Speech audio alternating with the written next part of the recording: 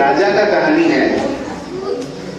एक राजा थे पर वो मतलब निश्चय किए कि अपने राजमहल में 2 मूर्ति बनाएंगे। एक मूर्ति है कृष्ण का और एक मूर्ति बनेगा किसका? कंस का। 2 साइड में, एक साइड में कृष्ण और एक साइड में कंस। तो मूर्ति बनाने के लिए जो उनकी तरह दिखता है वैसे एक आदमी को या बच्चे को ढूंढ के लाना पड़ेगा। पहले कृष्ण का मूर्ति बनाया जाएगा। तो पूरे गांव में ढूंढ के उनके राज्य में एक ऐसा बच्चा मिला जो कि हर वक्त मुस्कुराता है, बहुत ही नटखट है और पूरा कृष्ण की तरह दिखता है। तो उनको ढूंढ के लेके आए और कृष्ण जी का मूर्ति बनाए। उसके बाद कुछ दिन के बाद वो राजा का निधन हो गया। वो बहुत ही बूढ़ा हो गए थे। तो बहुत साल के बाद वो राजा के जो पोते थे वो बोले कि मेरा जो दादाजी थे उनका जो विश था कि एक साइड में कृष्णा होगा और एक साइड में कंस होगा। कृष्ण का तो मूर्ति बन गया है, अभी कंस का मूर्ति बनाना है। तो कंस का मूर्ति हम बनाएंगे। तो अभी फिर से क्या ढूंढे होंगे वो लोग कि जो कंस की तरह दिखता है वैसे एक आदमी को ढूंढा जाएगा। तो ढूंढ के उनको एक ऐसा आदमी मिला जिसका कि बहुत ही बड़ा बड़ा मूंछ है। दिखने में वो बहुत ही भयंकर है और बहुत ही मतलब खराब काम भी करता है वो। तो उसको जब गए राज कर्मचारी सब बुलाने के लिए तो बोला कि मेरे पास अगर आओगे तो मैं मार दूंगा तुमको, कोई मेरे पास मत आना। लेकिन वो उसको बोले कि तुम आओ, ऐसा एक काम है और उसके बदले में बहुत पैसा मिलेगा। पैसे के लिए वो बोला, राजी हो गया और वो उनके राज्य में आया। अभी उसको देख के उनका मूर्ति बनाया जा रहा है। किसका मूर्ति बनाया जा रहा है? कंस का मूर्ति बनाया जा रहा है। जब मूर्ति बना रहे हैं, जो मूर्तिकार है वो देख रहे हैं कि जो कंस की तरह देखने वाला जो गुंडा है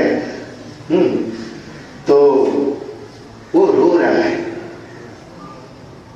उसके आंखों में से आंसू आ रहा है। तो आप एक बार सोचिए कि वो क्यों रो रहा है।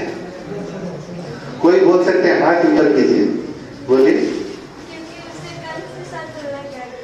उसको कंस के साथ तुलना किया गया कि इतना भी बुरा हूं मैं कि कंस हूं। अच्छा, और कुछ हो सकता है? सोचिए, और कुछ डिफरेंट आंसर हो सकता है क्या?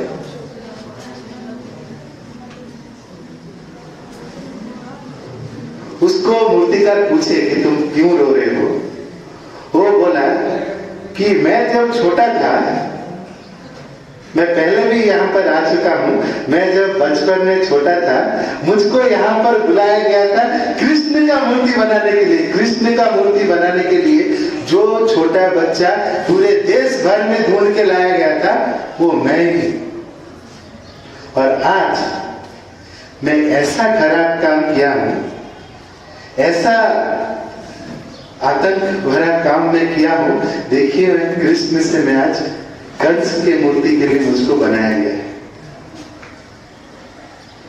तो ये जो सेशन है इसका उद्देश्य क्या है?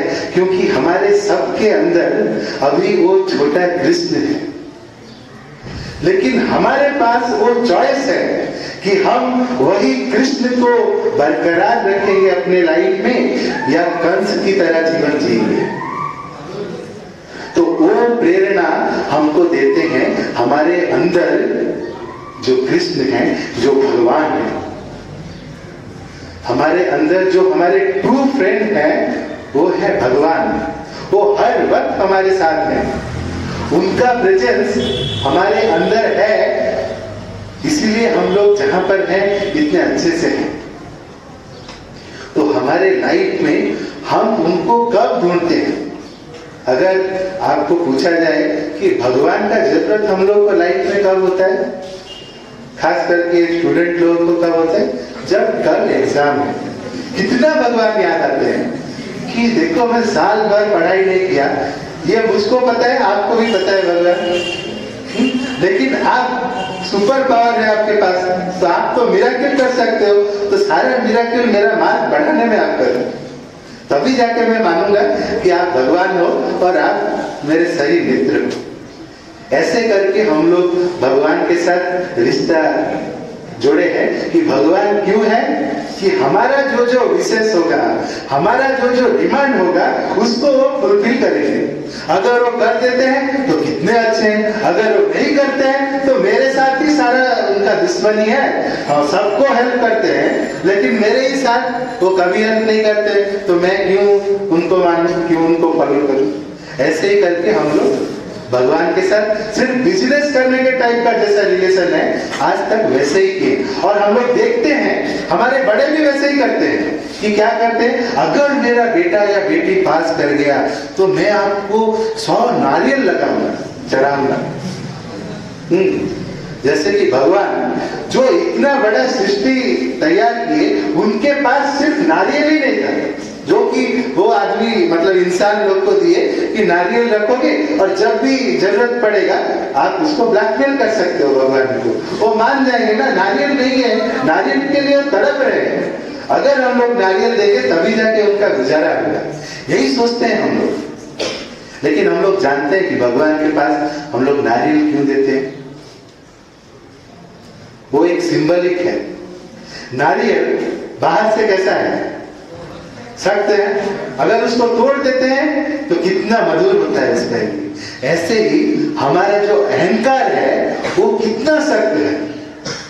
तो जब नारियल को हम लोग भगवान के पास तोड़ते हैं तो हम लोग प्रेयर करते हैं कि भगवान मेरे अंदर जो अहंकार है उसको भी आप तोड़ दो, इसलिए हम लोग नारियल देते हैं। ऐसे ही भगवान के पास हम लोग फूल क्यों देते हैं, फूल दिखने में कितना सुंदर होता है और जब हम लोग सजा देते हैं उसको कितना सुंदर दिखता है। तो वैसे ही मेरे जीवन को भी आप उसी तरह ही सुंदर बनाइए। भगवान के पास अगरबत्ती क्यों देते हैं, अगरबत्ती खुद जल के खुद वो मिट जाता है, लेकिन उसका सुवास पूरे वातावरण में वो खिला देता है।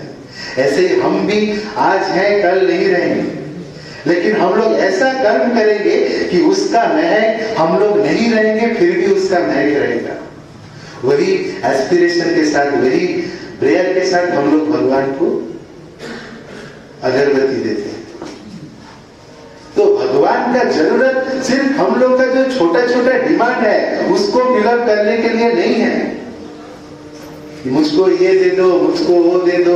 हम लोग जब भगवान को प्रे करते हैं, अगर भी मेरे अंदर कुछ है चीज मांगने के लिए, मैं उनको बताऊंगा, लेकिन उसके साथ भी एक प्रेयर करूंगा कि भगवान मैं जो मांगता हूं, मुझको तो मतलब एक सामग्रिक दृष्टिकोण मेरा नहीं है, मैं मेरे मन के हिसाब से ही मांगता हूं, लेकिन आपको पता है कि मेरे लिए क्या अच्छा है क्या बुरा है, तो मेरा इच्छा पूर्ण हो।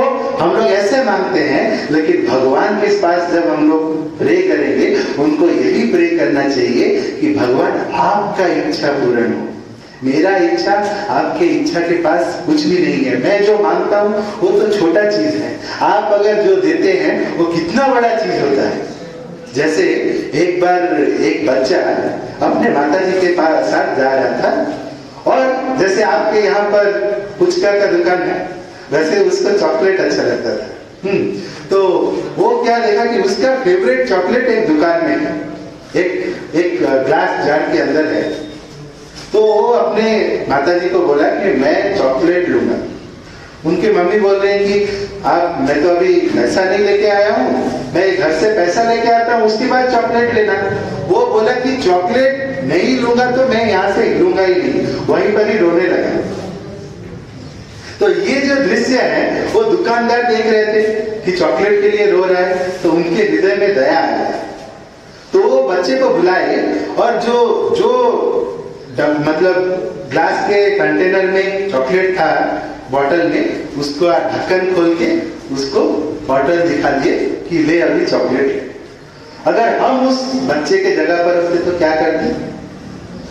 एक हाथ नहीं 2 हाथ घुसाते हो बॉटल में, है कि नहीं? फेवरेट चॉकलेट है, क्या दे रहे हैं फ्री में, तुमको क्यों नहीं लूंगा? लेकिन वो बच्चा क्या किया, वो बच्चा चॉकलेट लिया ही नहीं।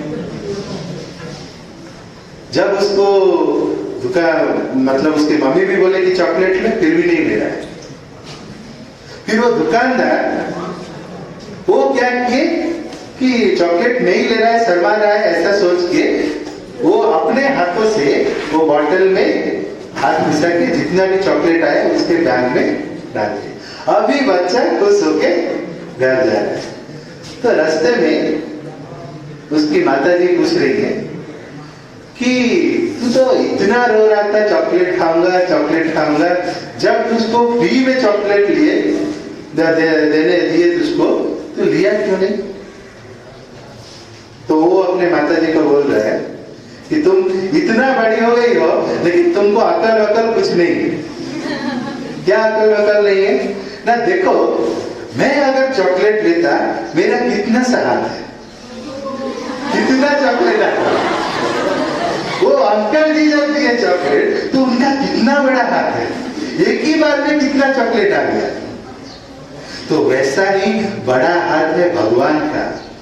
हम लोग जो मांगते हैं भगवान से, वो अपना छोटे छोटे हाथ से ही मांगते हैं, मिल जाता है तो बहुत खुश हो जाते हैं।